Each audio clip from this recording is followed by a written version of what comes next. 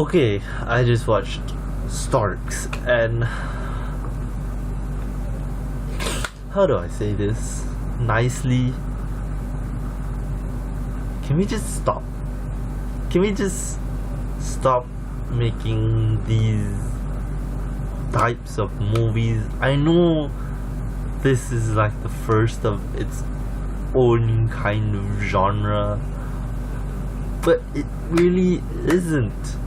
It's just these two characters that you know are gonna have some problems in the third act, and they're gonna bitch and moan and bitch and moan, and then you're gonna come back to each other, and then you're gonna have your happy little ending. Just stop that. Just stop, because I couldn't bear it. I cringed when they were like, when the Stork was like, I was supposed to fire you, and she's like, what?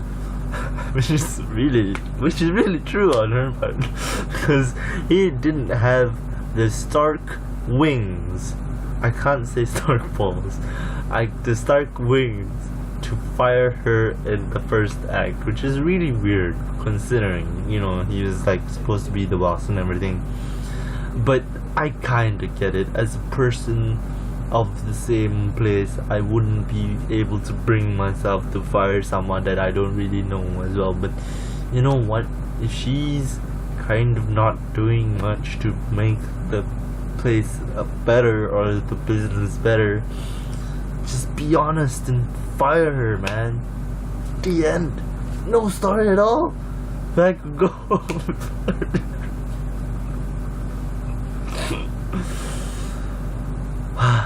Okay, with that out of the way, this movie was boring.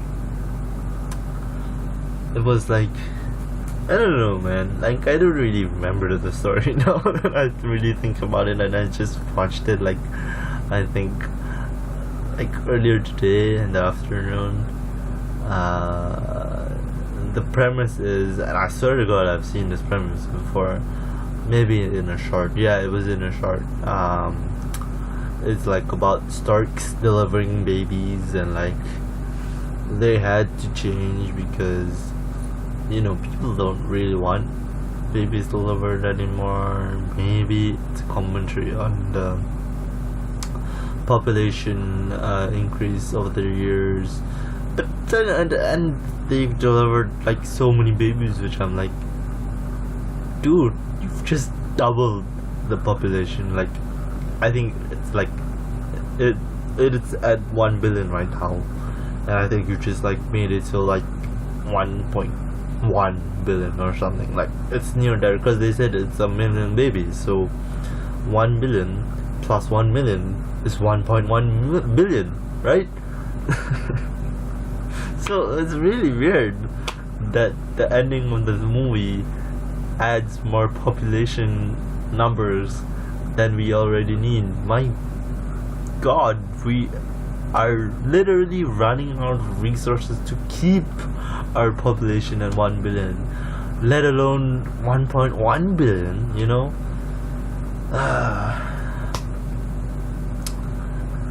So we start off with the obvious villain of this movie, which is the boss, Hunter? Is that his name? Yeah, Hunter. And then Pigeon Toady. Oh, Pigeon Toady. Man, he was annoying, but I'm kinda like, you know what? If this is what they had to offer, I'll take it, you know? Like, the movie is boring anyways. I'd rather just watch Pigeon Toady.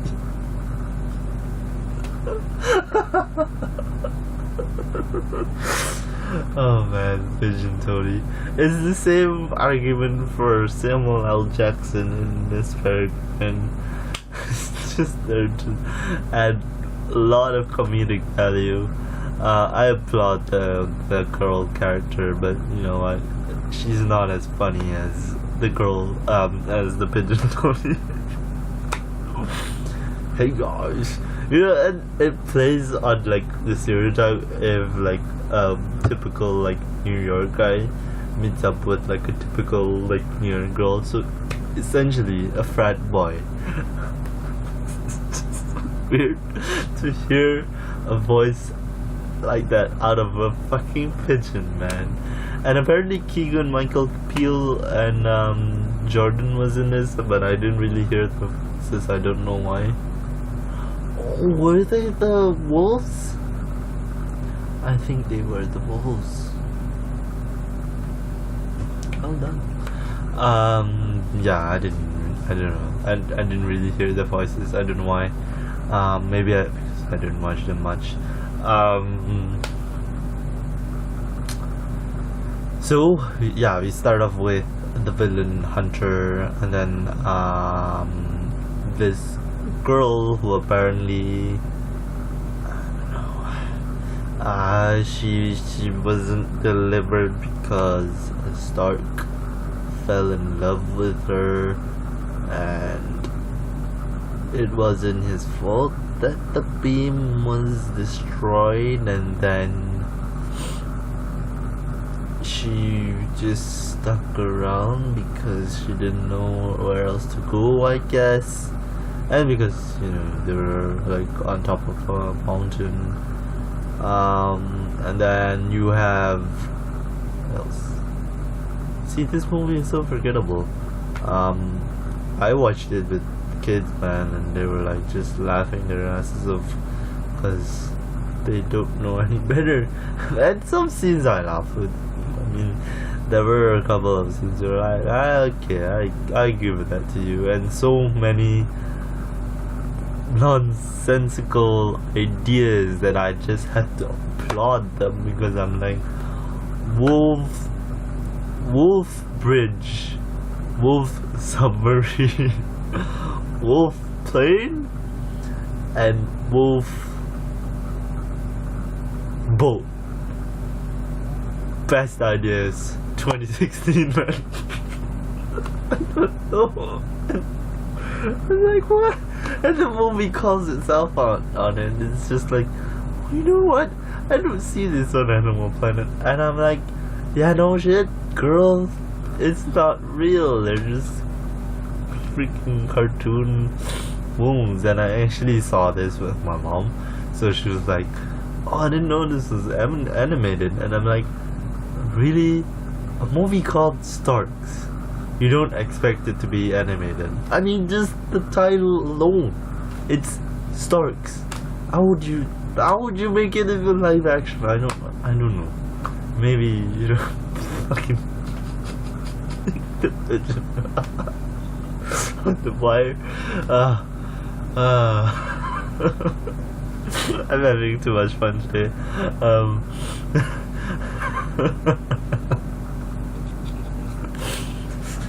Man, there's literally nothing but to laugh at this film.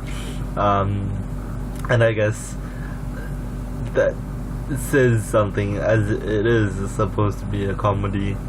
Some jokes don't work, I don't know why. The machine, I want to know how it works, man. That machine. Woo. Best machine 2016. But it only creates babies. Why? What if we could create another Michael Jackson? Man, I got so off track. Then, as I said, they have to. This girl she couldn't go home because she doesn't know where she lives. And then apparently, like, the Starks don't deliver babies anymore because they changed fields, and that's actually very normal for a business to do, because you always want to start out with something, but then you have to diversify because you're going public and everything else. And then I don't know why the boss is so against babies. Maybe it's because they had an accident and they didn't want to repeat it, so he did just cut off the baby program altogether. And then so this this Stark, he's supposed to fire this girl, but then the girl, she's too excited, random, and weird, which I know girls like that. And then I don't know. Instead of firing her, he relocates her, which I'm like, okay, but you gotta lock the door. Why didn't he lock the door? Now that I'm thinking about it, why didn't he lock the door? He could have locked the door. Oh, God, this movie. And then I don't know what else. She didn't care much for the Stark, who was like, no, you can't give this baby a name. And then she creates a baby because somebody sends a letter, a boy. And I like the boy. Now that I'm remembering more of it, I like the boy because I love the jokes that he does. I think one of the best lines from him was like, I'm not a jerky teenager yet, just saying. And then the father's like, huh? That was good. Just the lines to exploit his dad to helping him was really good. I like the family message that they were going with. Maybe if they were working off of that more, I would have appreciated this movie more. But instead they focused on the wrong things, I would say. I don't know, maybe there wouldn't be much of a plot as well if there's no fight between the girl and the Stark. But I guess you could do the premise of the villain and him not wanting to deliver this baby, but then the Stark is just nah, I'm gonna deliver this baby, and the boss is like, how dare you? And then I don't know, it's hard to say because they really did try. The sets are nice. Just the animation is quite beautiful. I'm noticing more and more that we are going the minion route because every design looks and feel like they're doing a minion design, because it's from Despicable Me, and it's all realistic to the touch, and you're just okay.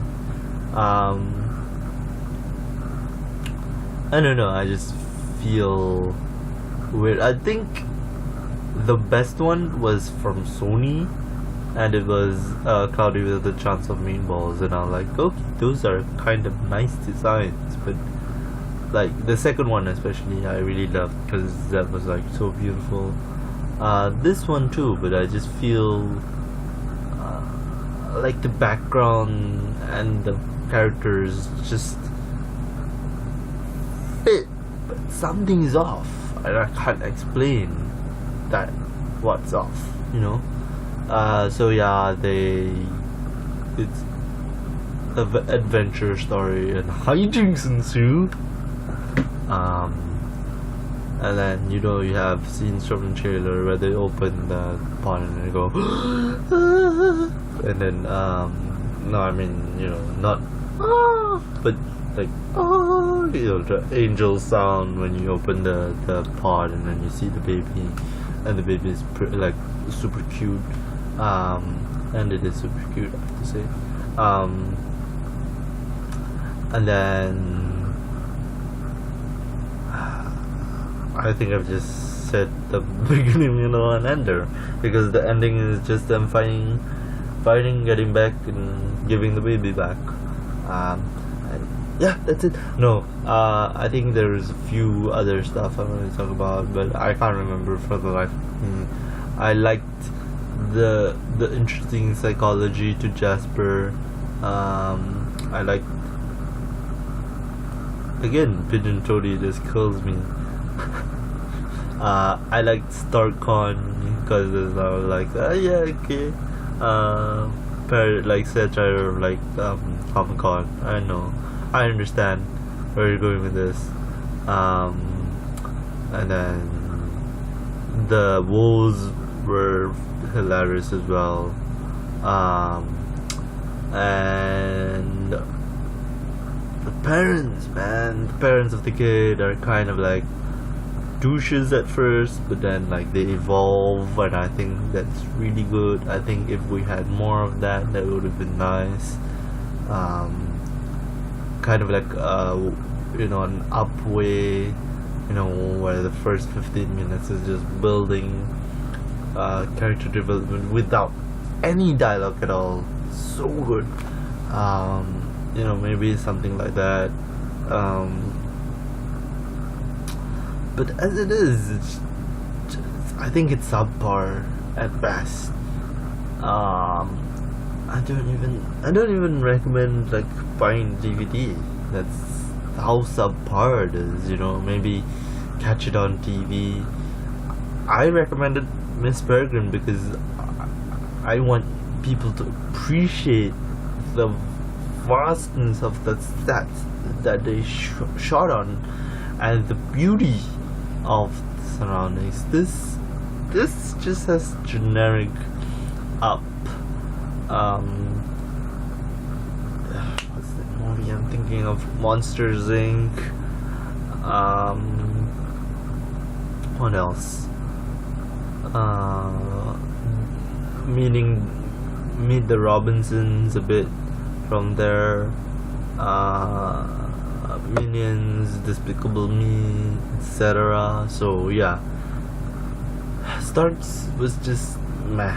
If you want to watch it for Pigeon, Toady, and the wolves, I'd say don't hold your breath because they only come in at certain points. Maybe too little for me. Maybe they were trying to say, okay, we know they're annoying, maybe we should dial back, but I'm like, no, more they're the only interesting ones. I wouldn't be surprised if there's a spin-off of Pigeon, Toady, and the wolves. I wouldn't be surprised because they just crack me up so much. Hollywood, get on that. But yeah, for now it's just bland. It's just bland. So see you guys next time. Bye.